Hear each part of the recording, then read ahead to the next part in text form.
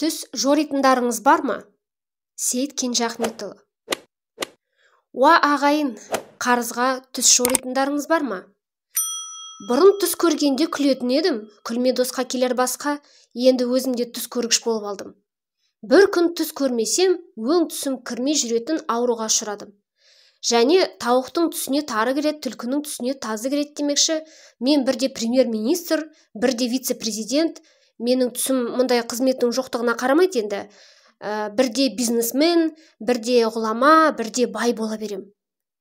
Жақында өзеннің арғы бетіне өту үшін жүзіп келе жатып ұйықтап кетсем, бір сұлуды қапсыра әрі қабырғаға жапсыра құшақтап отыр екен. Көзімді тарс жұмып әлгіні тас құшақтаған қалпымда «Атың кім?» деймін мен. «Қыз жібек» дейді әлгі.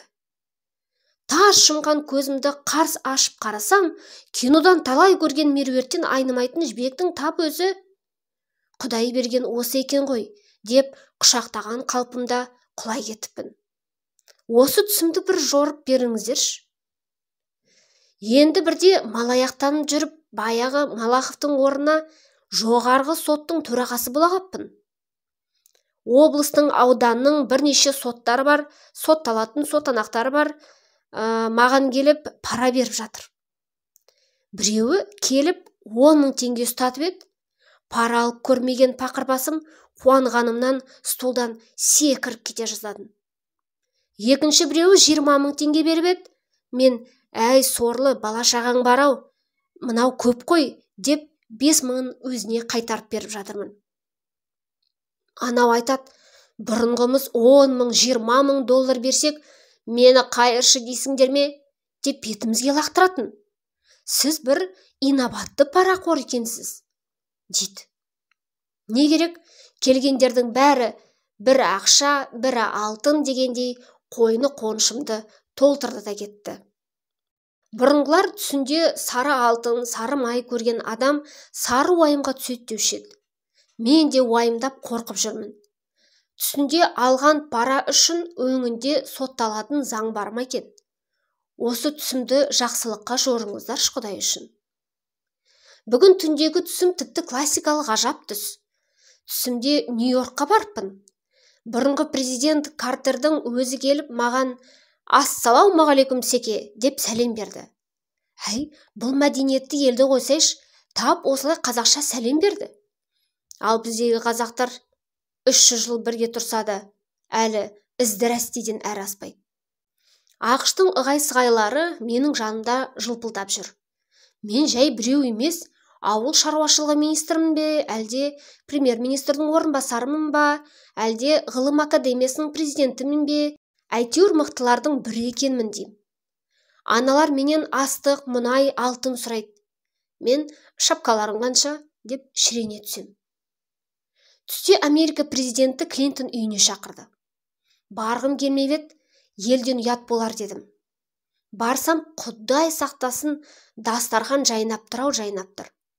Сәкен тайлағым мен талантым, айым күніме, немерелерім ғой, ала барайын деп кәмпиттерін қалтама көрсетпей басып жатырмын. Қазақи әдет дегенді қойсайшы.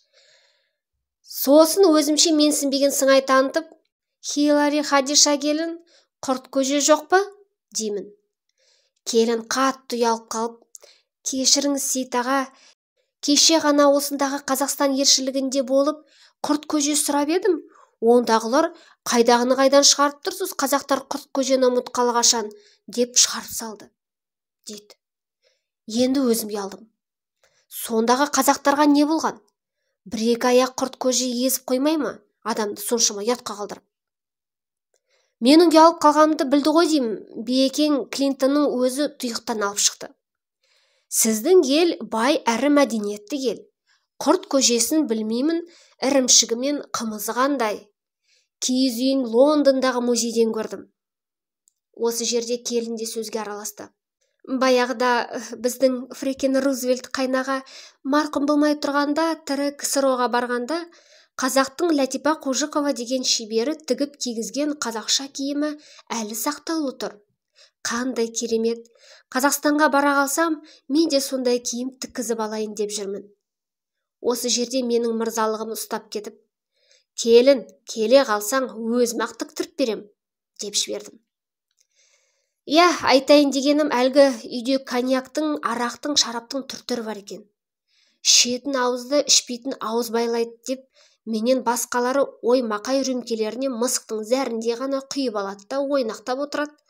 Менің жыным келіп кетті де, арақ ішкенді бұларға көрсетейін деп, сүлгі қағаз тұрған вазаны алдымдағы, коньяктан 100, арақтан 100, шараптан 100 грамм құйдымдағы, өңешіме құя салдымдағы, жұдырығымды искеп жібердімдағы, одырайып отыра кеттім. Столдағы отырған еркектер етпетінен, әйелдері шалқасынан түсті. Осы ерлігіме өзім риза болдымдағы, нар жолында жүк қалмайды, қазақ жолында арақ қалмайды деп мақалдадымда, шығып жүре бердімдағы, әйелдердің міне нағыз еркек дегенін естіп қалдымдағы, талтаңдап тартып кеттім. Келесі күні ақштың мәдениет, әдебиет және өнер қайраткерлерімен кездесуге кешегі дүмбезілеу қалпыммен алып келді. Мен де бір білгір неме екенмін дейм, қай саладан сұрақ қойса да дәлме-дәл жауап беріп жатырмын. Әрине, арасында өтірігі бар ғой енді. Ол ма? Ағылшынға ағылшын тілінде, негрге негр тілінде, неміске неміс тілінде, несін айта берейін, дат, француз, румын, еврей, араб тілдерінде де сөйлей беріппін. Ал өзіміздің орыс тілінде бірыңғай өлеңмен сөйлеп өлтірдім. Ой аллай, өңімде нанды хлеб деп, сүтті мәләка дейтін, кот дегенді өмен айтатын басым ағып тұрмын. Сондағы солақай Солженицкийдің соңына еріп, сойылын соққан соры шыққан сормаңдайлардың өзі менің орысшама таң қалып, қазақ болып неге тумағанбыз деп өкінді ғой. Ал өзім болсам, 3 тілде қатар сөйлеп жазатын Бельгер ағайдан да асып кеттім-ау деп кеудемді ұрып қоям. Сөйтіп бел алып беделге ие болып тұрғанымда біреу, ана тіліңізді білесіз бе? деп сұрақ қойды. Знаю. Мұныңыз орысша ғой.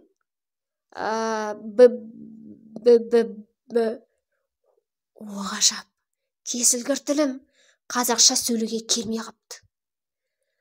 Қазақша ән, өлең айта аласыз ба? Білесіз бе? Әуеніңізді естейік. Бұл жолы тоқтағаным жоқ. Едем мы, друзья, в дальние края. Қара басқанда өлеңде орысша шығып кетті.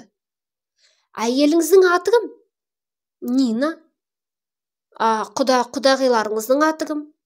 Иван, Серафима. Қай қалада тұрасыз? Павлодар қаласында.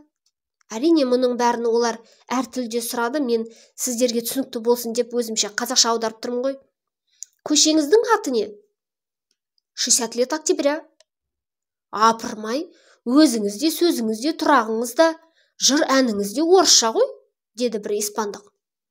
Нет, я свой язык знаю, деп және қойсаңшы. Ең болмаса өз сөзімді қазақша айтайыншы десем, қарысқыр жағым қарысып қапты. Әдебиет және сатира жайында айтайын деп едім. Оспанхан дегенім, Астап, Үмбетбай дегенім, Ульяна, Ғаббас, Григорий, Көпен, Қажытай, Коля, ең ақыры Сәкең, яғни Салықбек, Сергей, Төрежан, Тимофей болып шыға берді. Тап ішіңді ғана ұрайын, бет аузыма қазақша сөз неге түспейді деп, айнаға қарасам, бет аузыма сап-сары сақал мұрт шығып кетіпті. Қара адамға сары сақал шығады екен-ау деп таңдандым. Бір негр сыртымнан мысқылдап тұр. Қазақ деген осы екен ғой. Түрі азиялықтарға, тілі орыстарға тартқан екен, дейді. Оған тағы бір итальянды қосыла кетті. Бұлардың «Караван» деген қарғаған газетін оқып тұрам. Тілі орысша, келіні Қытай, кәріс, құдалары орыс, украин бола беретін сапырмайым халық дейді. Мемлекеттік тілі қай тіл сонда? Қайдан білейік? Мына кереметі орысшалап тұр ғой. Мен намыстан жарыла жаздадым. Неправильно. У нас есть государственный язык. Это наш родной каз. Енді қайтейін, қазақ дейін десем, кесілгір тілім келмей-ақ қалғаны. Қазақстандағы кейбір дөкейлер мен министрлер әкімдер неге қазақша сөйлемеді екен десем, менің түсімдегі сияқты жағы қарысып, тілі күрмеліп қалады екен ғой бейшаралардың. Енді қайтсын? Иә, содан өзіме өзім ыза болғаным сондай. Ана тілімде сөйлеуге келмейтін қызыл тіл немене керек маған деп, онан да кесіп тастап-ақ сақау болып жүргенім артық-ақ деп шағымды алып ұмтылып едім. Сол жерде бір өзім екеу болып шықтым да, мен қаша жөнелдім, соңынан өзім қуа жөнелдім. Әне, мен қашып барам, мен өзім қуып барам. Мен қашып барам, өзім қуып барам. Ал, енді осы түсімді жоритындарыңыз бар ма? Соңы.